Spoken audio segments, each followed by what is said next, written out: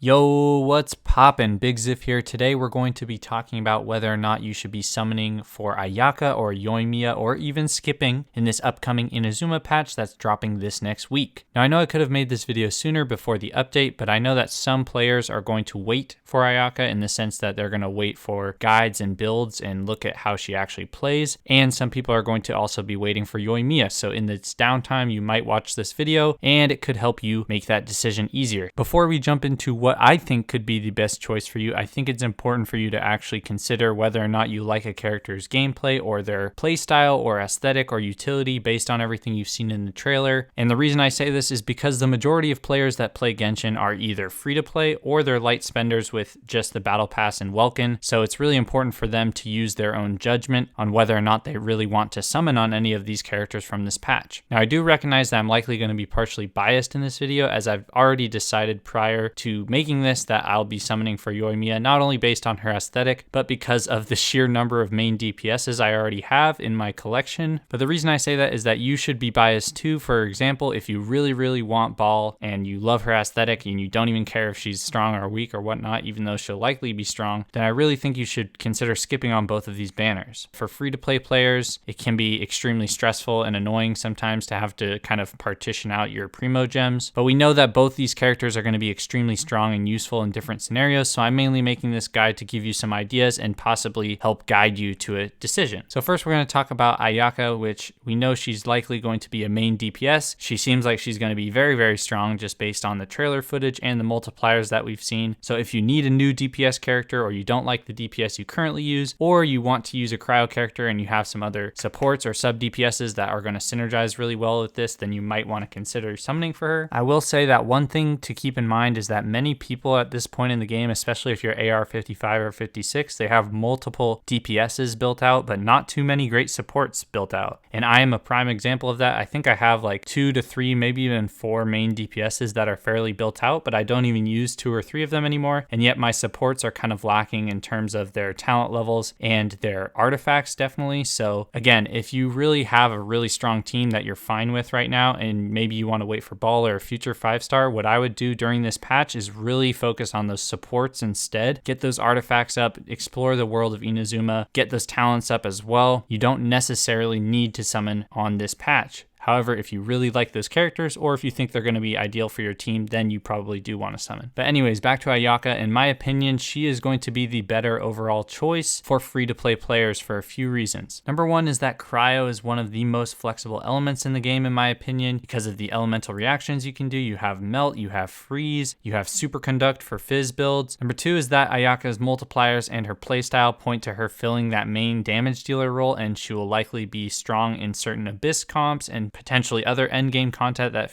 comes out in the future. She's looking like she's really going to be one of the stronger cryo characters in the game overall. Number three, and one that gets often overlooked, is that her dash is not only going to help her with dealing cryo damage, but it's going to help her navigate the new Inazuma region and those islands very well, especially if you don't already have Mona. Now, something else that I kind of mentioned that is really important to consider for both Ayaka or Yoimiya is the other characters that you have, and where these 2 new 5-stars or even Sayu, if you're summoning for her specifically, would potentially fall on your teams. Again, if you're purely wishing based on the aesthetics of characters, then this might not apply to you. But if you already have someone like Ganyu or another really strong cryo character like Eula, and you really like to use them or main them, then it might not be worth it for you to go for Ayaka in this case. Also, if you already have Rosaria or another useful cryo burst DPS built out, then I would maybe consider going for Yoimiya in that case, because there's going to be a really strong synergy there. Or if you just like Yoimiya more, then you would go for her in that case too. Another thing you should be considering is the actual banners themselves. I'm not going to be going into depth on each of them, but you're going to know most of these 4-stars already. We have Yanfei, Ningguang, and Chongyun coming on Ayaka's banner. Now we're briefly going to go over some stuff about Yoimiya that might potentially lead you to wanting to wish for her instead. Yoimiya will likely also be able to play main DPS, but I think she's really going to be strongest in that sub DPS role just based on her skills, which we'll talk about in a minute. Yoimiya will probably be noticeably weaker than the other 5-star main DPS pyro users that we have. We have Diluc, we have Klee, we also have Hu Tao, which I can't forget. Obviously, Yoimiya is going to be a strong character overall, but I don't think she's going to be able to hit quite as hard as those characters will be in certain situations. Another reason why I think she's really going to thrive as a sub DPS and not something like just a basic support is because we already have other pyro supports in the game like Xiangling, who will fill that role much better just based on her playstyle. So Yoimiya really seems like she's either going to be a main DPS or a sub DPS who can deal a decent amount of pyro damage both on and off the field. So the actual rotation for Yoimiya is going to go something like this. You're going to want to use her E ability or her elemental skill and apply as much pyro damage as possible while her normal attacks or her arrows are infused with pyro. After that skill ends in about 8 to 10 seconds, I think, I can't remember the exact duration, you're going to want to use her elemental burst or her Q ability, and that's going to allow you to do some AoE pyro damage as well as apply a pyro mark to an enemy. At this point, once that mark is applied, you're going to want to swap to your secondary damage dealer or your main damage dealer if she's playing sub DPS, or even your other supports for different elemental reactions. They're hopefully going to be able to kill that marked enemy and swap that mark to a different enemy to deal more pyro damage over time. Now, something I forgot to mention earlier that is definitely going to for sure apply to Yoimiya as well as maybe even Ayaka and some other damage dealing characters is going to be the new artifact set. The reason that new artifact set is going to be very strong is because not only is the 2-piece going to give you that plus 18% attack bonus, but it says that when casting an elemental skill or your E ability, if the character has 15 or more energy, they lose 15 energy, and their normal and charged and plunging attacks are going to have 50% increased damage for 10 seconds. This is going to be very strong with Yoimiya's pyro infusion skill rotation that we just talked about, and after she uses her ultimate, when her energy goes back to 0, you'll be able to swap her out like we said, and she'll be able to gain some energy from just her other supports and other damage dealers gaining energy and defeating opponents, so she'll be able to get that damage bonus again. So those are pretty much the main points I wanted to get out of the way. The end of this video, I'm going to take some time to talk about my personal takes, why my personal account, why I'm going for Yoimiya. Now, one of the main reasons why I plan on summoning for Yoimiya personally is because I have 2 pretty strong level 90 bows. I have 1, the Skyward Harp, that's level 90, and 2, the Stringless, that's level 90. Now, some of you might be saying, Ziff, why would you use the Stringless on Yoimiya? Now, I know that Elemental Mastery is not necessarily the best substat to have for the bow there, even though I could see some Vaporize or Melt usage with it. The main thing is the actual passive on the bow, where it's going to buff